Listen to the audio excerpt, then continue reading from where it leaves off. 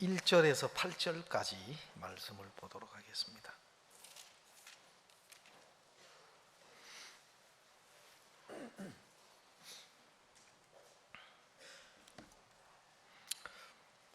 제 성경은 신약성경 203페이지입니다. 사도행전 10장 1절에서 8절입니다. 가이사랴에 고넬료라 하는 사람이 있으니 이달리아 데라 하는 군대의 백부장이라. 그가 경건하여 온 집으로 더불어 하나님을 경외하며 백성을 많이 구제하고 하나님께 항상 기도하더니, 하루는 제9시쯤 되어 환상 중에 밝히 보매 하나님의 사자가 들어와 가로되 고넬료야 하니, 고넬료가 주목하여 보고 두려워 가로되 주여 무슨 일이니까? 천사가 가로되 내 기도와 구제가 하나님 앞에 상달하여 기억하신 바가 되었으니 내가 지금 사람을 요바에 보내어 베드로라 하는 시몬을 청하라. 저는 피장 시몬의 집에 우거하니 그 집은 해변에 있느니라 하더라. 마침 말하던 천사가 떠나매 고넬료가 집안 하인 둘과 종졸 가운데 경건한 사람 하나를 불러 이 일을 다 고하고 요바로 보내니라. 8절 말씀까지만 읽겠습니다.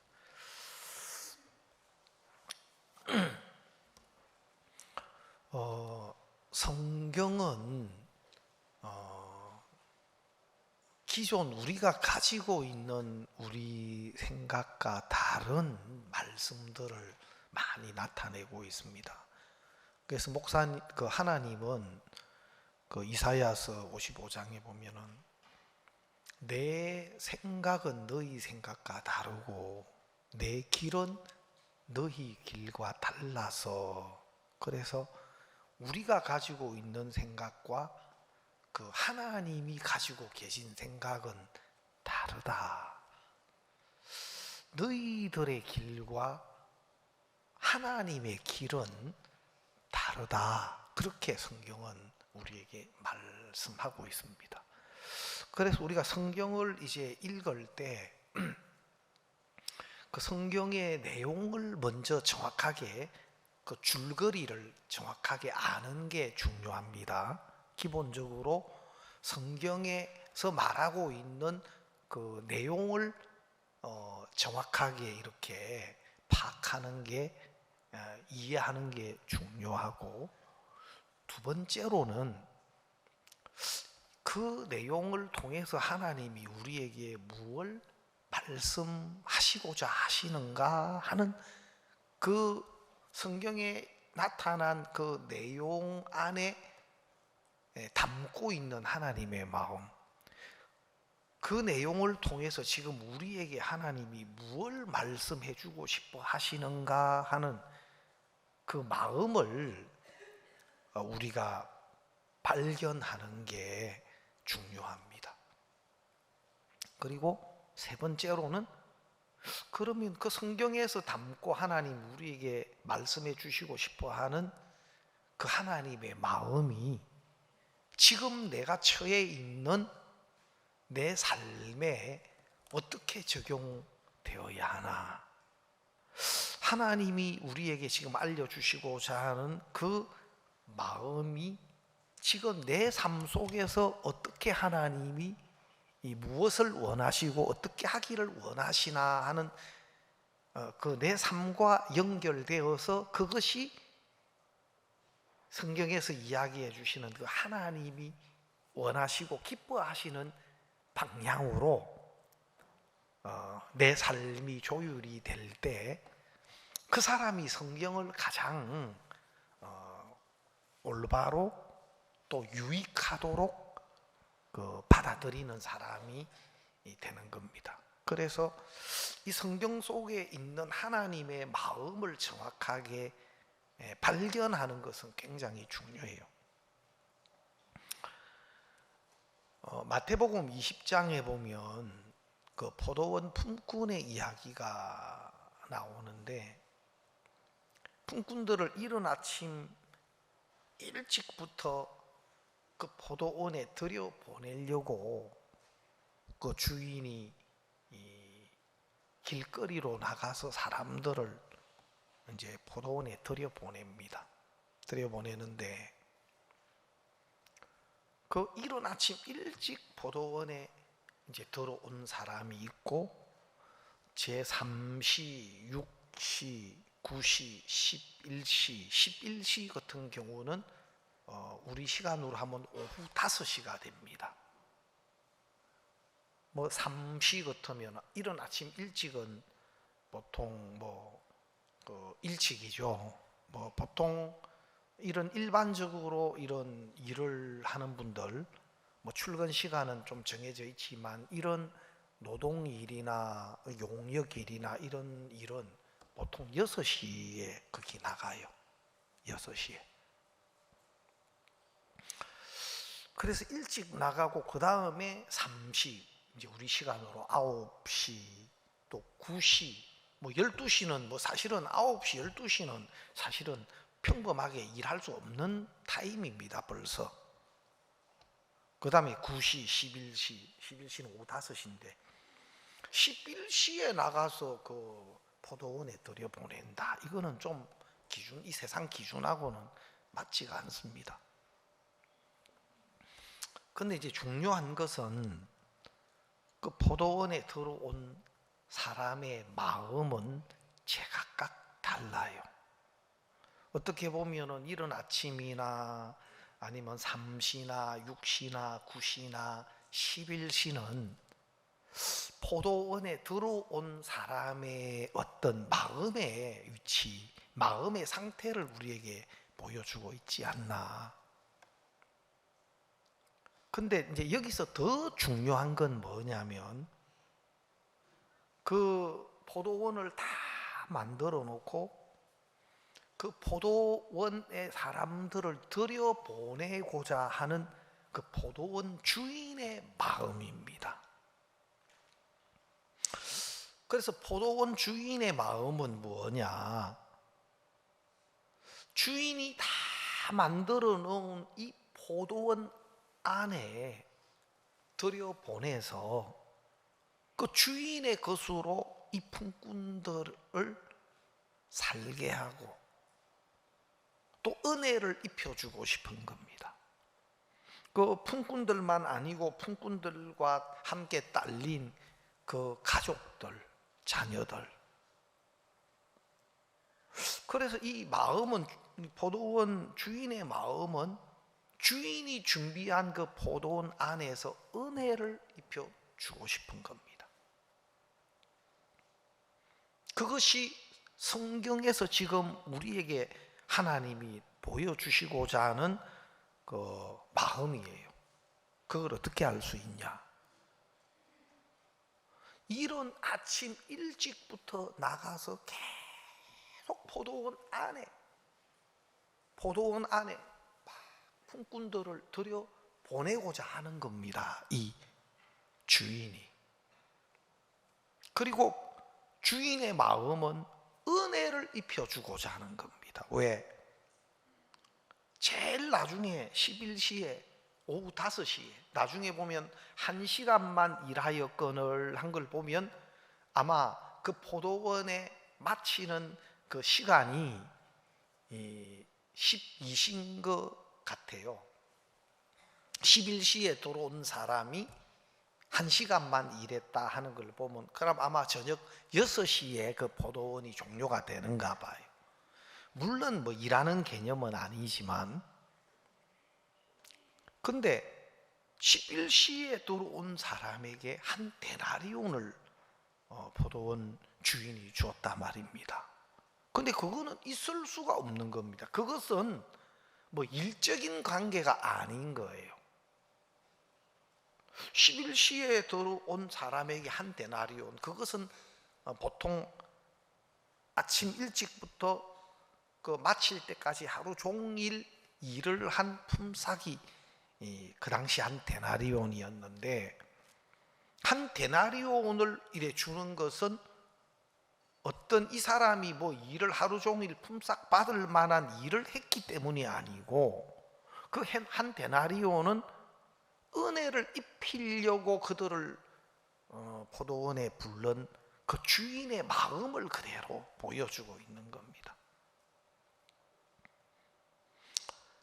그런데 11시에 들어온 사람이 한 데나리온을 딱 받는 걸 보고, 이른 아침 일찍 들어온 품꾼도 한 데나리온을 주는 거예요.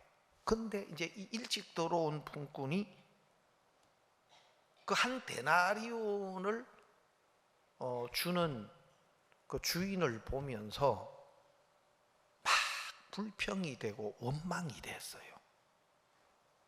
또 어떤 불평과 원망으로 그치는 게 아니고 그 주인을 악하게 봐요. 내가 선함으로 네가 나를 악하게 보느냐. 주인이 그렇게 품꾼에게 말했습니다. 이른 아침 일찍 들어온 품꾼에게, 내가 선함으로 네가 나를 악하게 보느냐. 그러니까 이른 아침 일찍 들어온 품꾼은 한 데나리온을 주는 그 주인을 악하게 보는 겁니다. 이 주인 털렸어. 이 주인 악해. 그리고 이 포도원이 너무 못마땅하고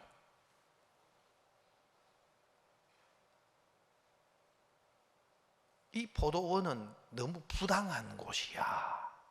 이렇게 이제 생각하는, 그런 마음을 가지면 그 포도원 안에 있을 수가 없겠죠.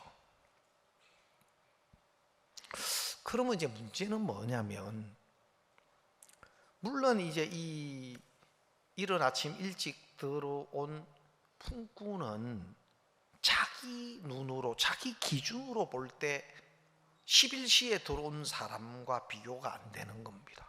주는 이제 마지막 종치기 전에 들어왔고, 자기는 이른 아침부터 들어와서 그 이른 아침 일찍 들어온 품꾼은 종일 수고와 더위를 견딘, 종일 수고와 더위를 견딘 나를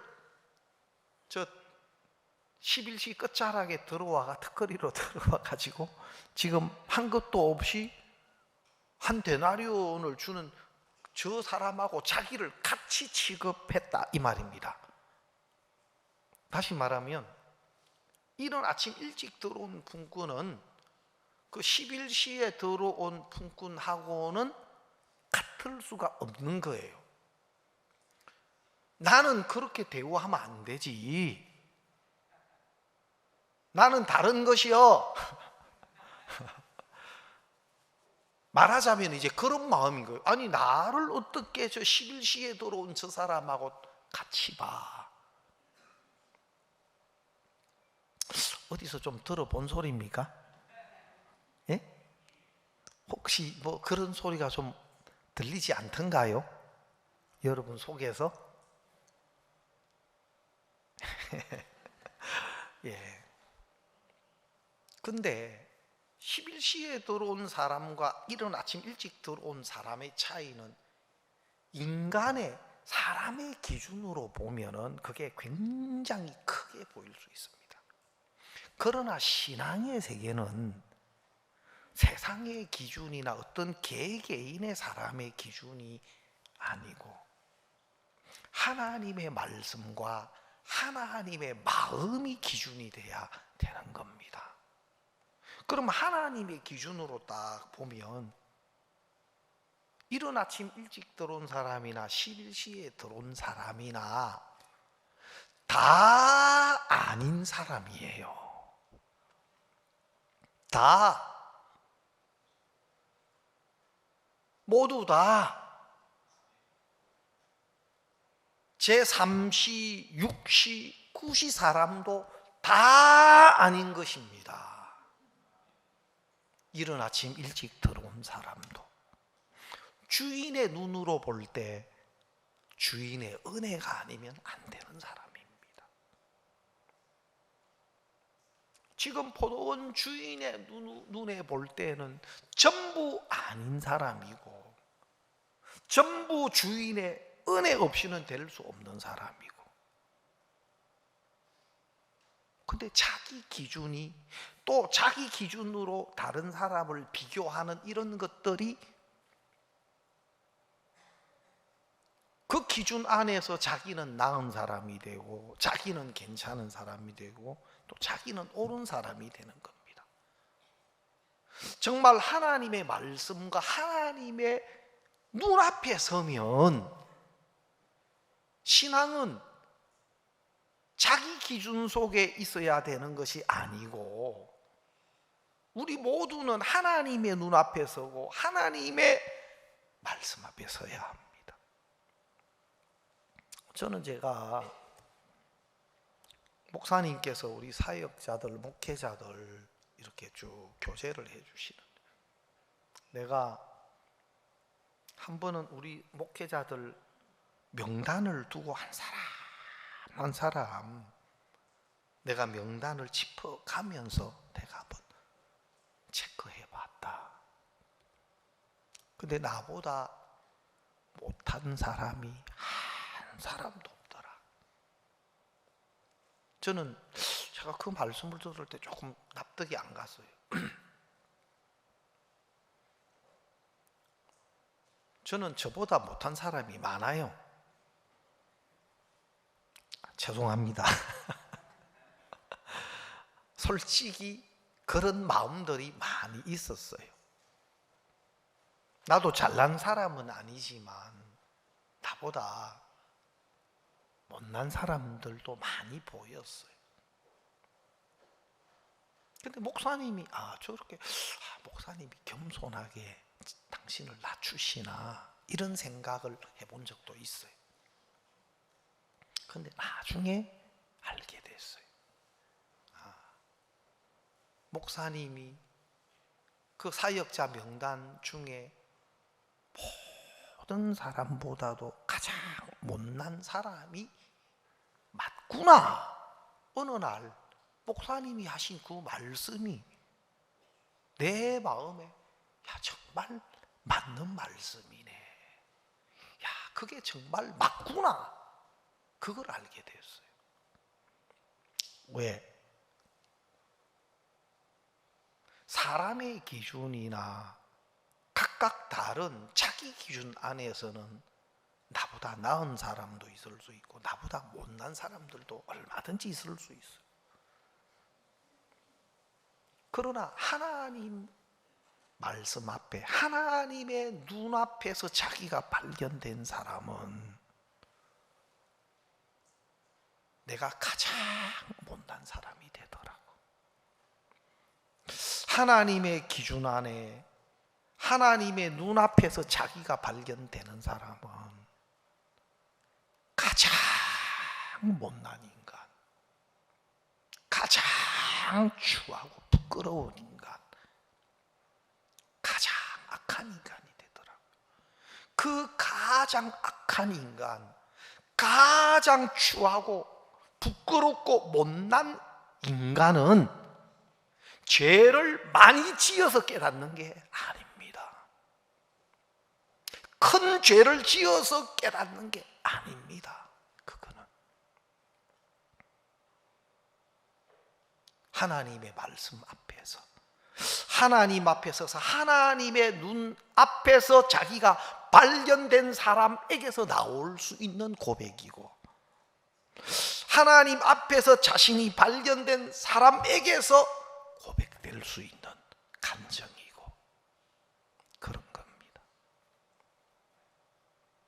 그래서 정말 그리스도 안에서 말씀 안에서 자기가 발견된 사람들,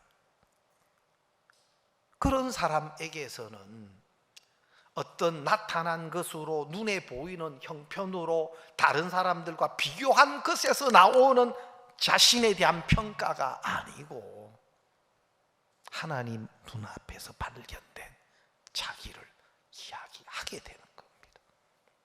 그래서 신앙에 있어서는 이런 것들이 굉장히 중요해요.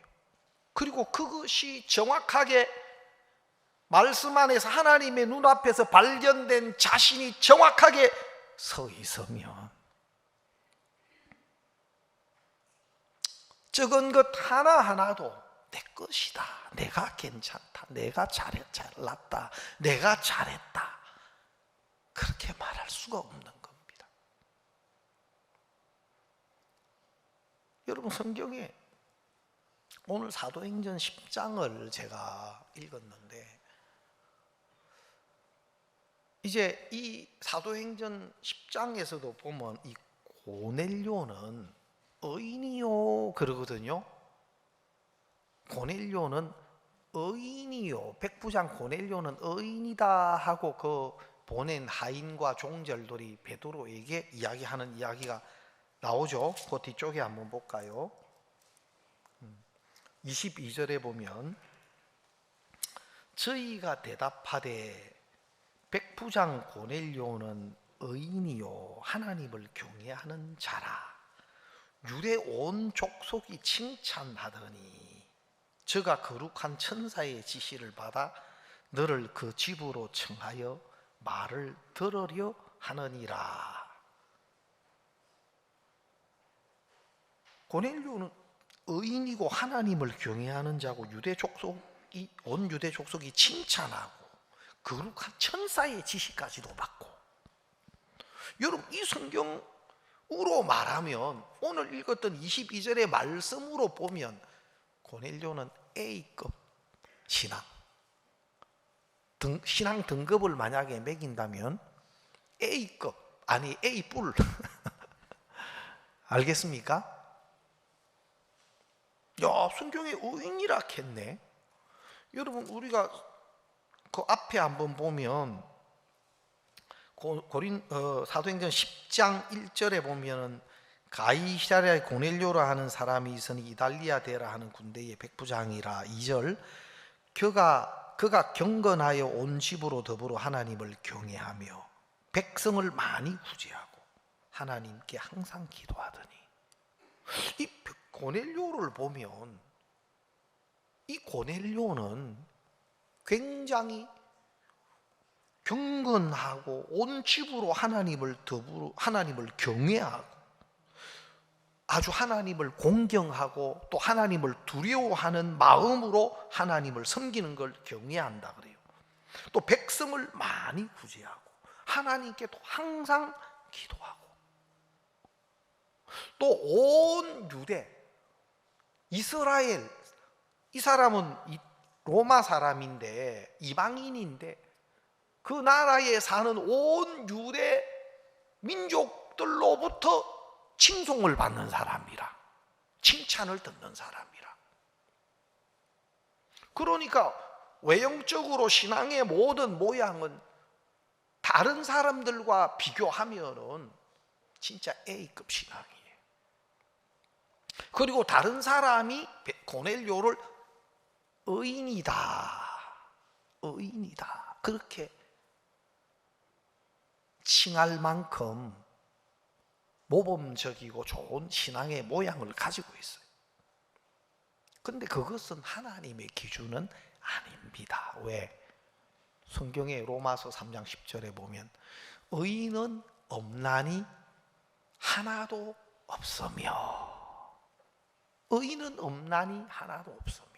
성경은 아담 안에서 모든 인간들은 죄인으로 출생합니다.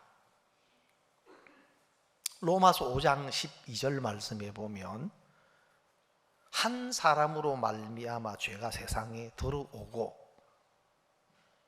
그 죄로 말미암아 사망이 왔나니, 한 사람으로 말미암아 죄가 세상에 들어오고 그 죄로 말미암아 사망이 왔나니, 한 사람 아담으로서 그 아담 안에 있는 모든 사람이 죄인이 된 겁니다. 성경은 그렇게 이야기하고 있습니다. 그래서 죄인된 인간은 실제로 우리가 미워하고 거짓말하고 도둑질하고 이런 죄를 지었기 때문에 죄인이기보다는 우리는 아담 안에서 이미 죄가 죄인이 됐고 또 아담의 그 범죄로 아담 안에서 죄인 됐을 뿐만 아니라 그 죄로 말미암아 사망이 선고됐다. 이미 사형이 이미 선고된 자입니다. 아담 안에서 죄인으로 출생된 그것이 이미 사망이 선고된 채로 출생을 하는 겁니다. 우리는 누가 말하기를 그래서 울며 태어난다 하더라고.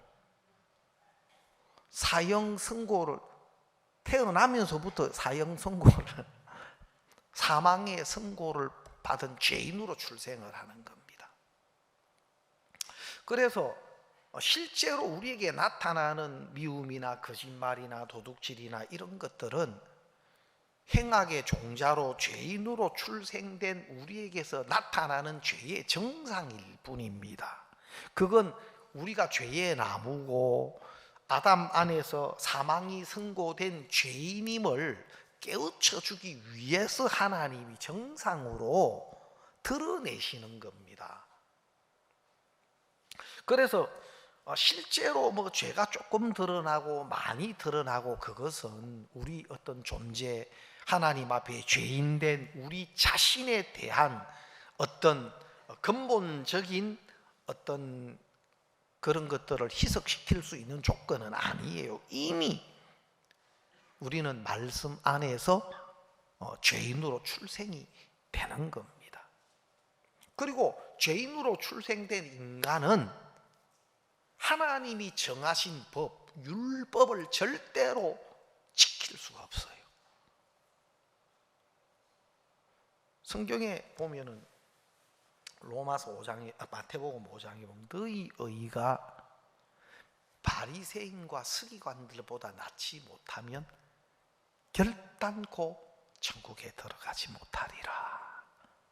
너희 의가 서기관들과 바리새인들보다 낫지 아니하면, 그러면 천국에 갈 수 있는 의는 서기관들과 바리새인들보다 나아야 해요.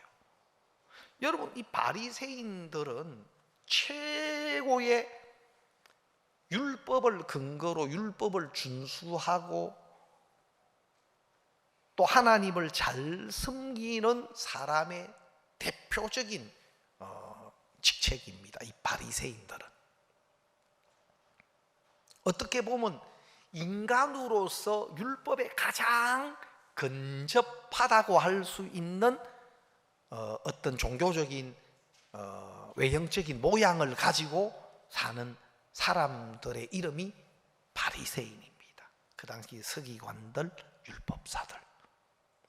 성경 말씀, 율법의 말씀을 잘 파악할 뿐만 아니라 또 그 말씀을 최대한 지키려고 애를 쓰고 노력하는 사람.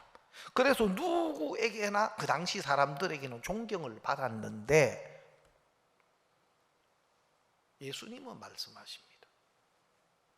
그걸로 안 된다.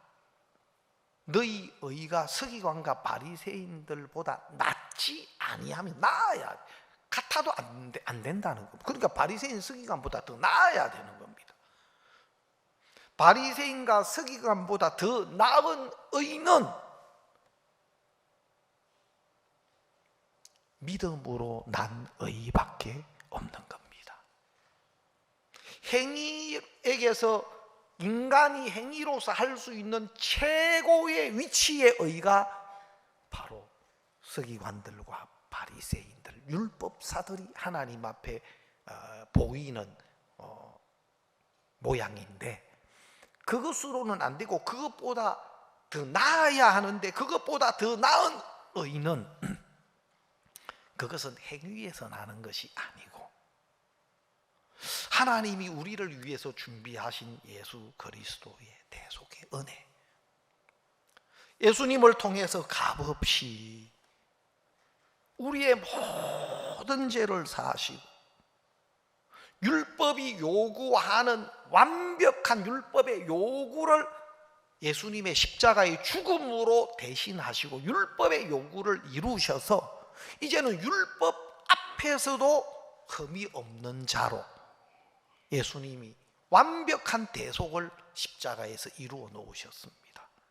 그래서 예수님이 이루어 놓으신 완벽한 속죄의 은혜, 이 그리스도의 은혜를 믿음으로 우리에게 주어지는 의, 예수 그리스도의 은혜로 말미암는 그 의만이 바리새인, 율법사, 서기관들보다 더 나은 의고, 그 의를 믿음으로 은혜로 얻은 의를 가진 사람이 하나님의 나라에 갈 수가 있는 겁니다.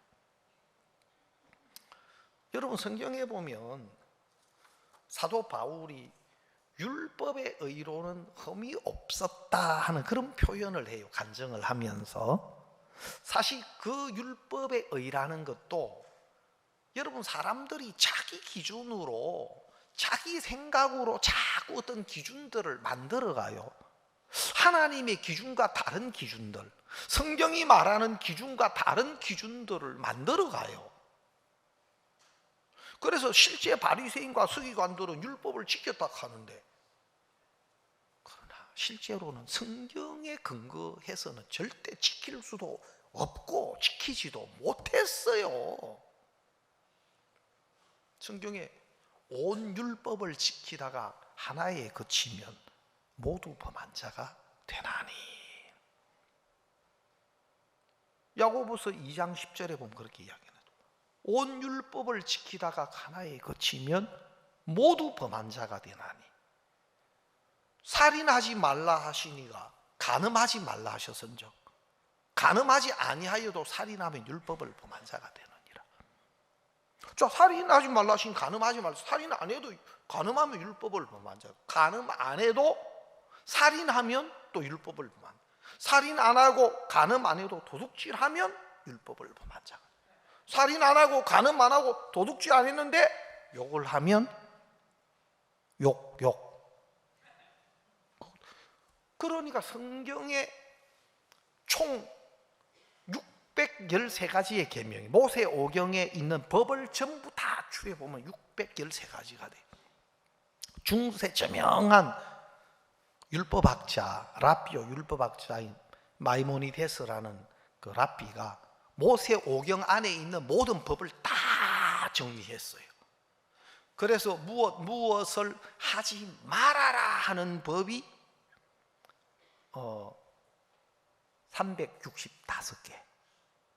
그 다음에 무엇을 하라 하는 계명이 248개. 총 613가지의 계명이 모세오경 안에 있는 모든 계명 법들을 정리를 했는데 613가지가 돼요.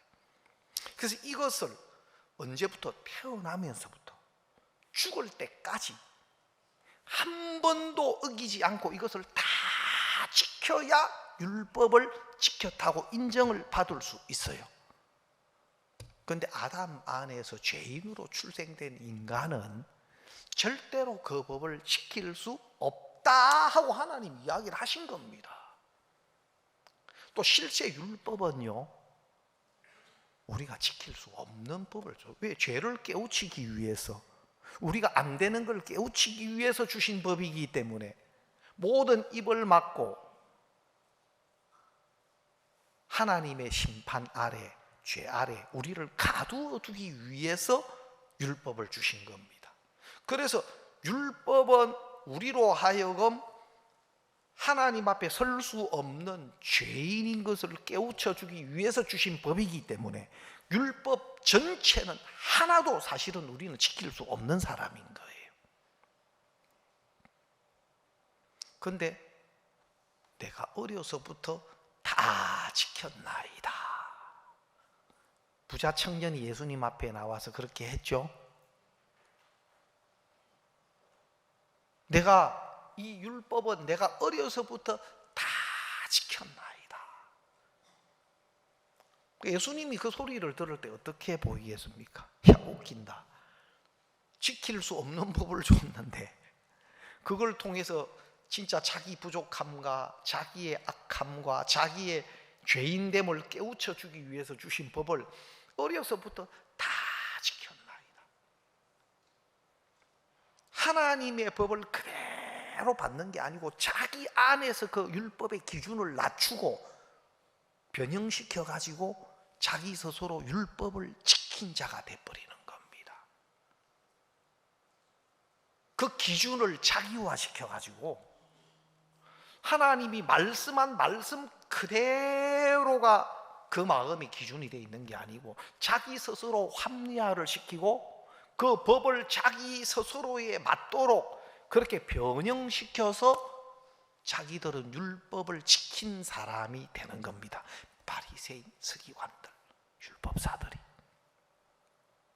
예수님이 그러면 네가 가난한 사람들에게 네 재물을 팔아서 나누어 주고 너는 나를 쫓아라.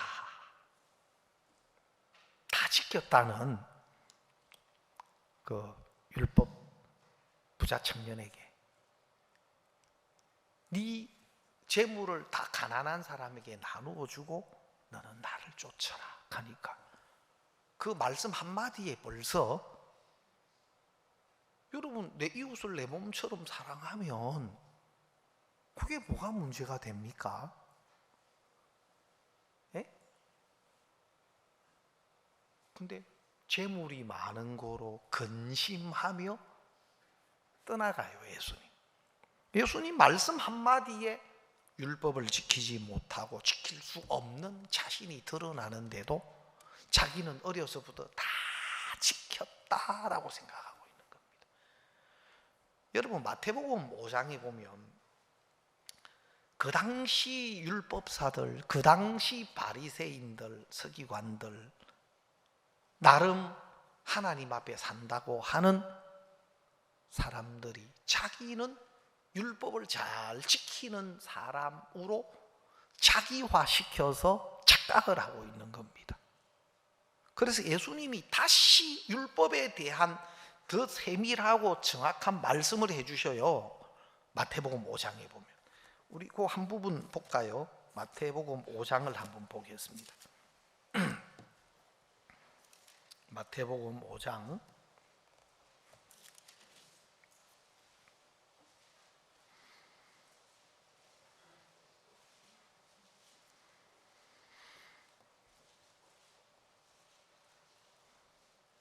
5장 17절을 한번 보겠습니다. 마태복음 5장 17절.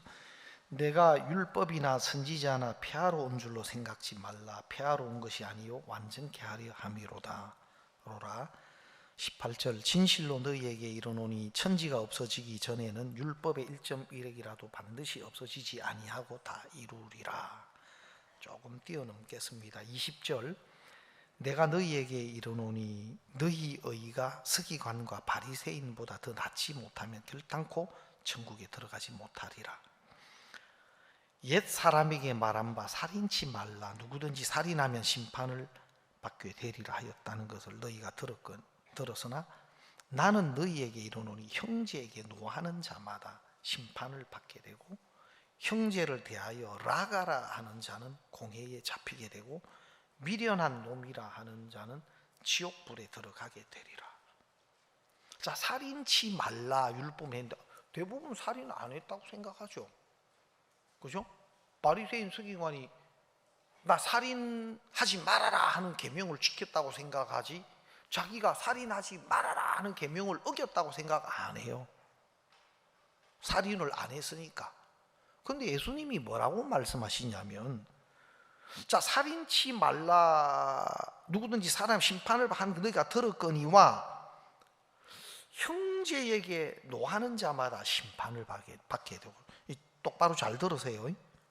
형제에게 노하는 자마다 심판을 받게 되고 형제를 대하여 라가라 하는 자, 네? 형제에 대하여 라가, 이 라가라는 것도 또 바보다, 멍청하다 하는 이런 이제 욕이에요. 알겠습니까? 이렇게 욕한 사람, 예? 공회에 잡히게 되고 미련한 놈이다 하는 자는 지옥불에 들어가리라. 여러분 살인은 안 해서도 미련한 놈이다, 저 멍청하다, 그런 이야기는 좀 해보셨죠? 직접 말은 안 했다고? 마음으로 품어도 똑같은 것이요. 알겠어요?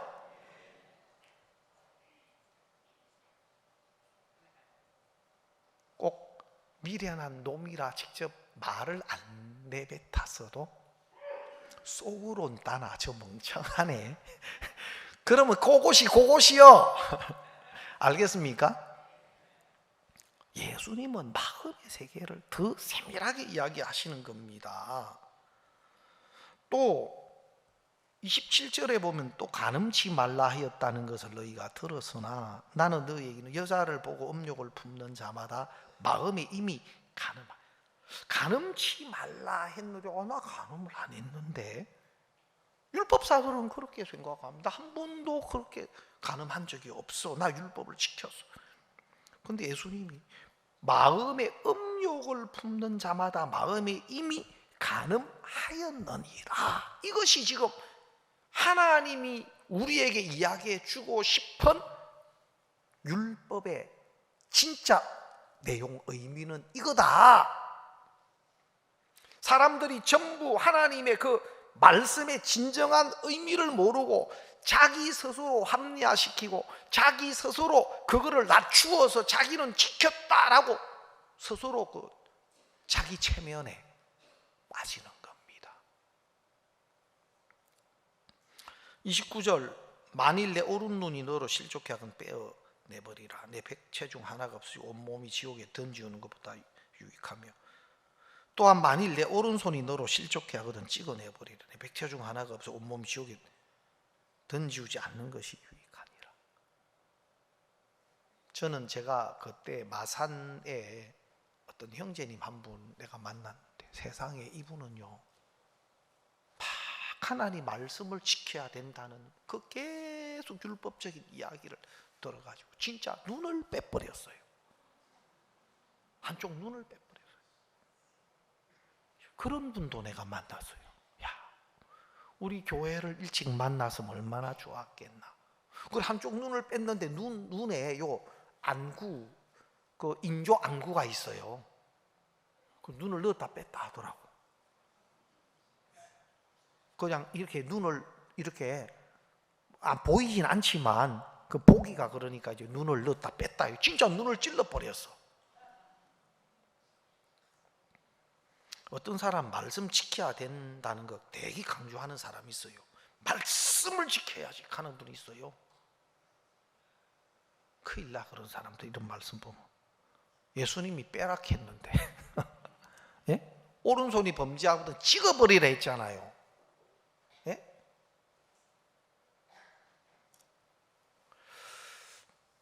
우리가 죄를 하나 지으면 진짜 뭐 물건을 하나 내가 훔친다 해도 이 손만 범죄한 게 아니고, 실제로 물건을 훔치는 건 손이 했지만은 발이 안 가면 어떻게 손이 그 물건을 집습니까?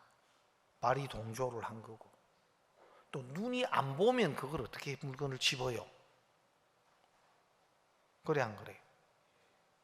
또 마음에 그거 탐욕이 일어나지 않으면 그걸 훔치고 싶은 탐욕이 마음에 일어난 거고, 또 총괄적으로 머리는 지시했어요, 안 했어요? 그래서 우리가 사실 어떤 뭐 죄를 하나 지으면 온 몸이 동조자라. 그래서 성경 말씀대로 한다면 팔만 찍어가 되는 게 아니고 소고기 다지듯이 소고기 다지듯이 머리 끝부터 발끝까지 찍어야 돼. 우리는 그게 한두 번입니까? 수시로 무시로 우리 속에 죄가 나타나는데, 그래서 이것은 하나님의 눈으로 보면 이것은 뭐냐? 너희들은 너희들로서는 안 되는 자야. 너희들 조건으로서는 안 돼. 너희들 육체의 모양을 바꾸고 육체의 모양을 꾸미고 그것으로는 절대 하나님의 의에, 하나님의 영광에 이르지 못해. 이것은 너희 행위에서, 너희에게서 나는 게 아니야. 성경은 그걸 이야기하고 있어요. 그래서 하나님의 의와 거룩함과 생명은 거짓되고 추한 죄 안에 있는 우리 자신에게서는 절대 만들어질 수 없는 것이고, 하나님 예수님을 통해서 준비하시고 예수님을 통해서 이루어 놓으신 십자가의 온전한 은혜를 믿음으로 우리에게 주어지는 겁니다. 고넬료는 이런 복음을 모르는 겁니다. 예수 그리스도의 대속의 은혜를 모르는 겁니다. 하나님에 대해서 크게 여기고 하나님을 경외하는 마음도 있고 두려워하는 마음도 있고, 또 하나님을 이렇게 잘 섬겨보려고 하는 마음도 있고. 그래서 여기 보면은 사도행전 10장에 보면은 어떤 대목이 나오느냐면요, 우리 사도행전 10장에 한번 보면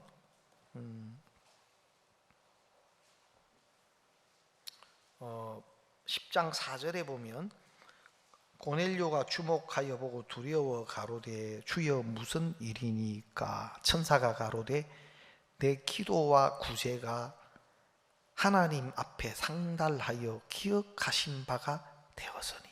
내 기도와 구제, 내 기도와 구제. 아마 이것은 고넬료가 마음으로 정말 하나님을 찾고 진리를 찾고 또 자기가 올바로 하나님의 뜻을 따르고자 하는 그 고넬료의 마음을 하나님이 보셨다.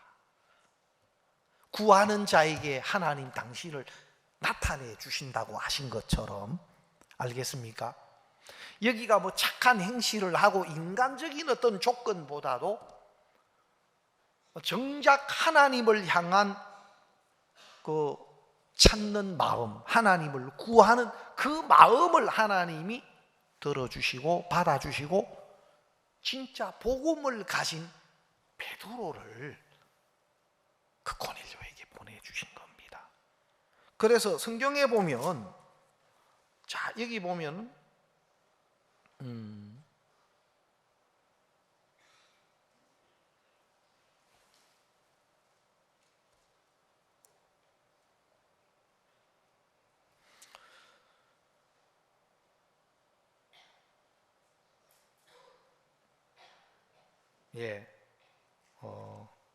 잠깐만요.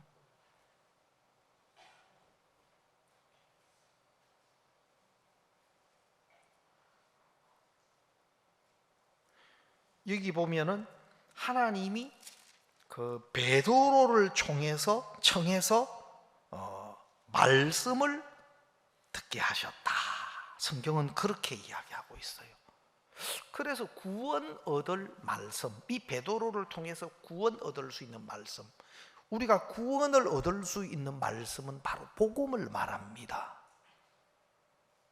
복음을 말합니다.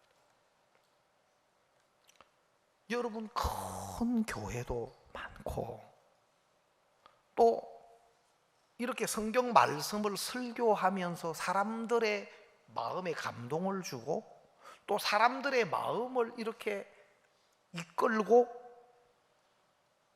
그런 분들도 많이 있어요. 유명한 목회자들. 근데 정확하게 구원을 얻을 수 있는 말씀, 복음의 말씀을 정확하게 전해줘서 인간의 조건이나 행위에서 난 것 말고 하나님이 우리를 위해서 준비하신 예수 그리스도의 대속의 은혜를 믿음으로 그 마음이 의에 이르고 거룩함에 이르고 영원히 온전케 돼서 영원히 하나님과 함께 할 수 있는 믿음을 가질 수 있는 이 구원의 말씀을 전해주는 교회는 못 만났어요. 저는 교회에 다니지 그전에도 많은 교회도 가봐요. 저는 교회 가리지 않고 이런 부흥사경에 집회 많이 다녔어요.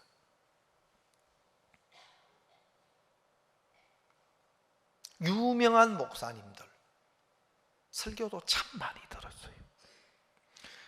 어떤 누구도 나에게 그거 올바른 믿음 아닙니다, 이 소리를 아무도 해주지 못했어요.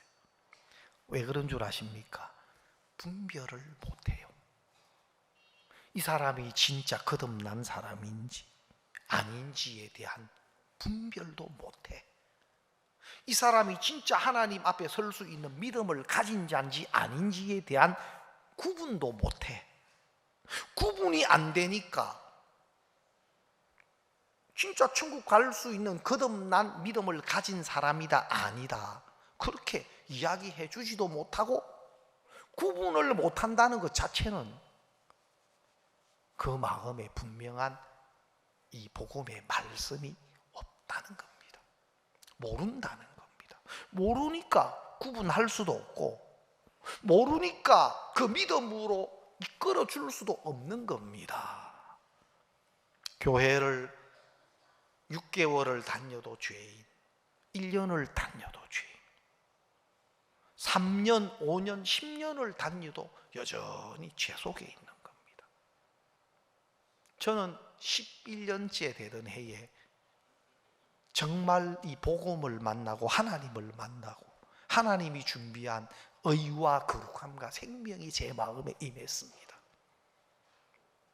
20년, 30년, 50년 평생을 종교생활 하면서도 행위 아래, 육체의 조건 아래, 자기가 안 되는 자기를 붙들고 바꾸고 고치고 잘하려고 하는 율법의 행위 아래 갇혀서 막연함과 두려움 속에서 근심하고 고통하는 사람들이 많습니다.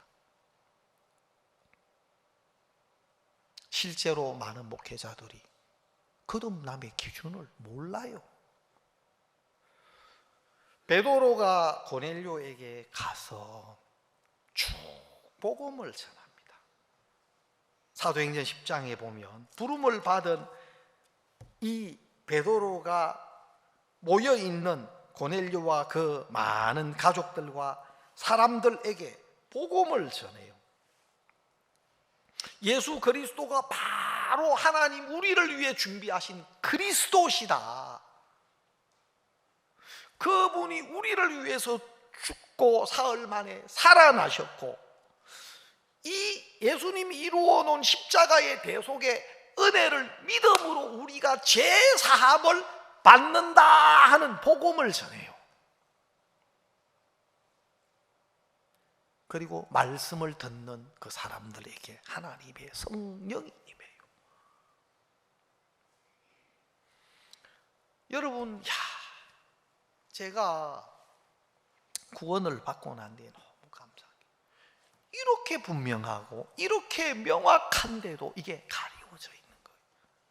저는 복음이 너무 신기했고, 예수님의 십자가의 대속의 은혜가 나를 영원히 의롭게 했네. 내 모든 죄를 사하시고 하나님 앞에 거룩한 백성으로 설 수 있게 해 주셨구나. 이게 너무 신기하고 놀라웠고 너무 감사하고 기뻤어요. 너무 기뻤어요.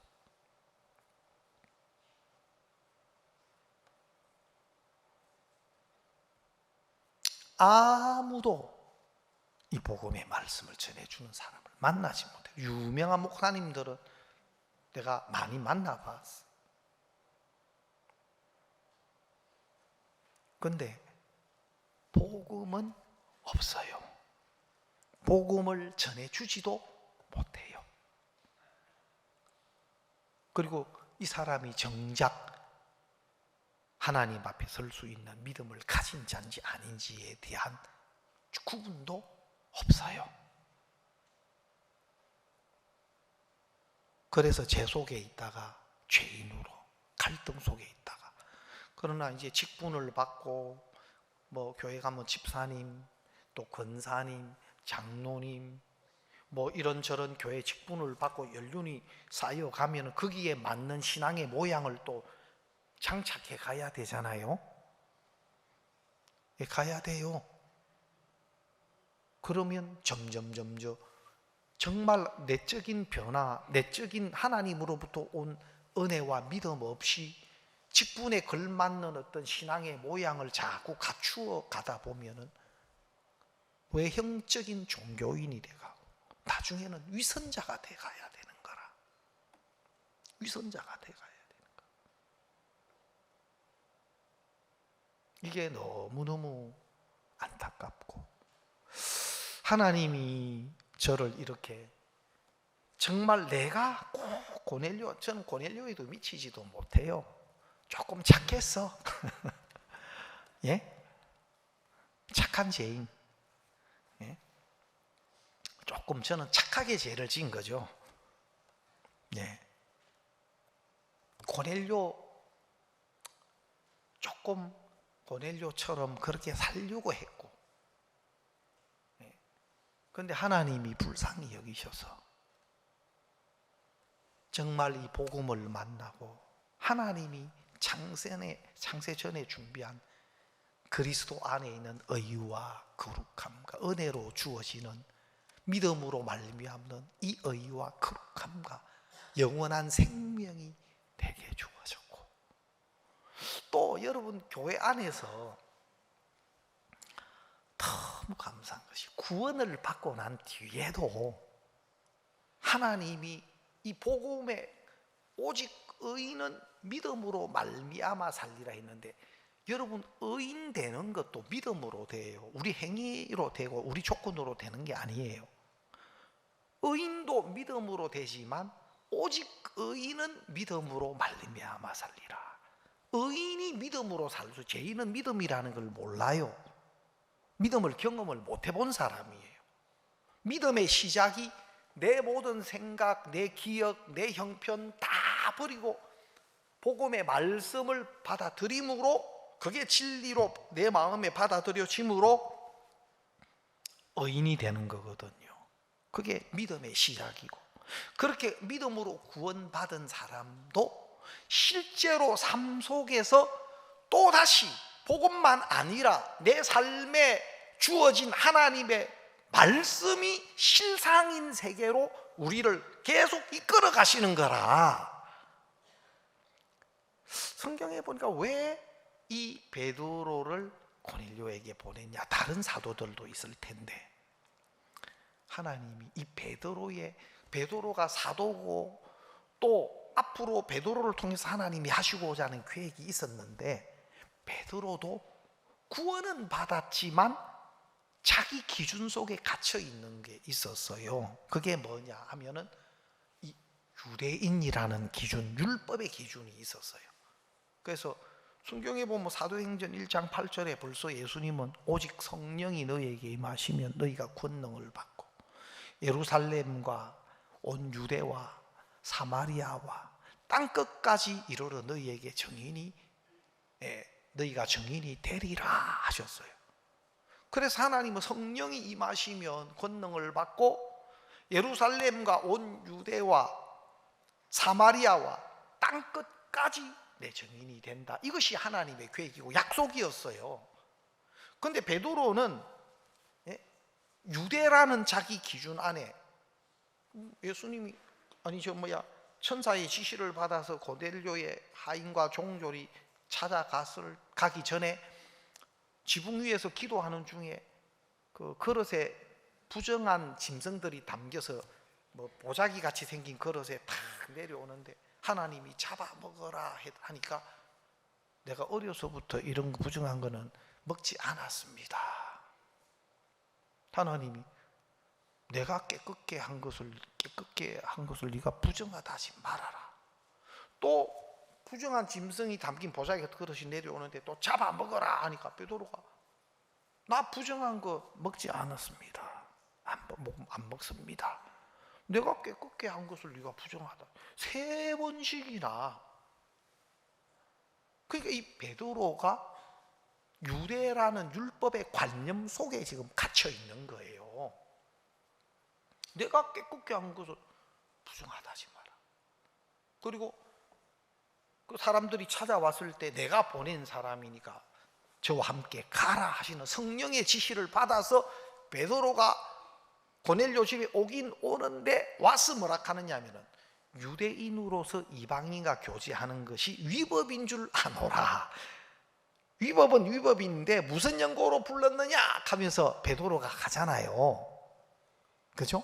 그러니까 이 베드로는 이 구원을 받고 성령이 임했는데도 유대라는 또 다른 관념 속에 갇혀 있는 거예요. 그런데 하나님이 고넬료에게 보내서 고넬료 그가 예수님을 증거하고 그때 성령이 임하면서 우리에게 주신 구원과 똑같은 구원, 이방인들에게도 우리에게 주신 은혜와 똑같은 은혜를 하나님이 주시구나 하는 걸 베드로에게 하나님 깨우쳐 주신 거예요.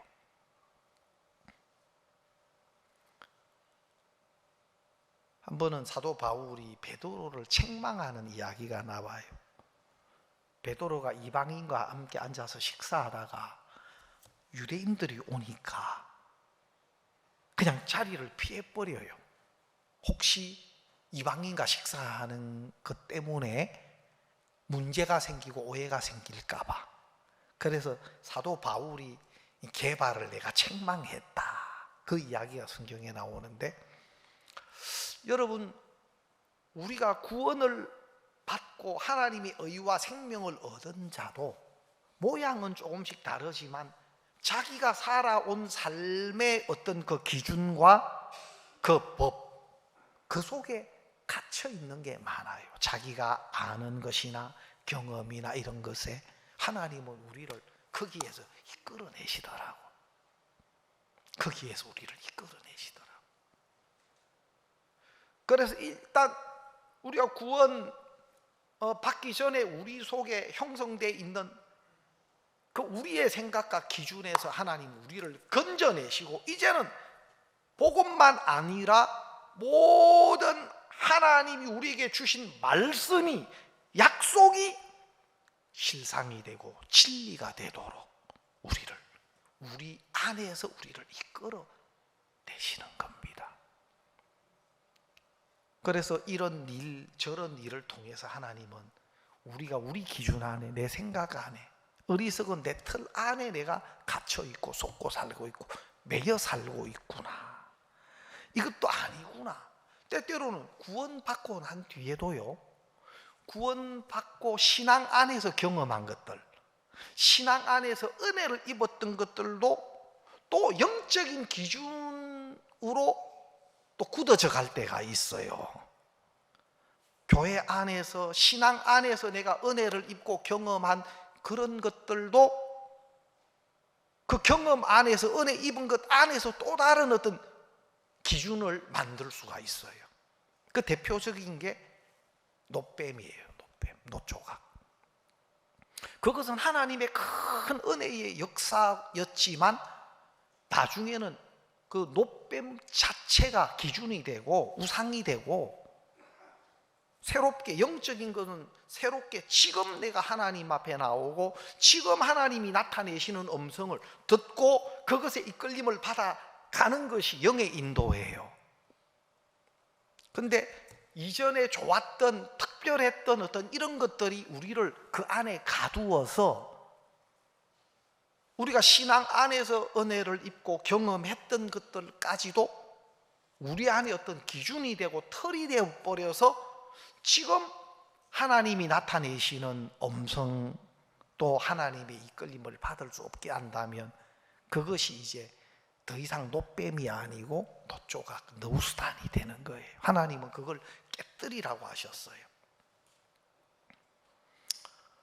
여러분, 우리가 이런 복음을 만난 거, 또 끊임없이 우리를 비우고 하나님이 나타내시는 말씀의 인도, 또 지금 우리에게 나타내시는 하나님의 마음을 우리가 이 교회를 통해서 공급받고 말씀을 통해서 공급받고 또 세우신 종과 주위에 있는 형제 자매들과의 교류 속에서 그런 하나님의 마음이 우리 속에 흘러온다는 것은, 이거는 정말 은혜 중에 은혜인 겁니다. 그래서 때때로 이런 일 저런 일을 통해서 하나님이 우리 틀과 기준도 깨뜨리고 정말 하나님의 영역으로 그대로 하나님의 말씀과 하나님의 마음을 흘려받는 그런 마음의 위치로 우리를 하나님이 이끌기를 원하신다. 감사하죠. 그래서 하나님이 참여케 하는 하나하나의 복음의 일 속에서도 하나님 우리를 가르치시고 또 우리 기준이나 틀 안에서 우리를 끄집어내는 이런 일을 하고 계신다 하는 말씀을 드리고 싶습니다. 오늘 말씀 여기까지 드리겠습니다. 굿뉴스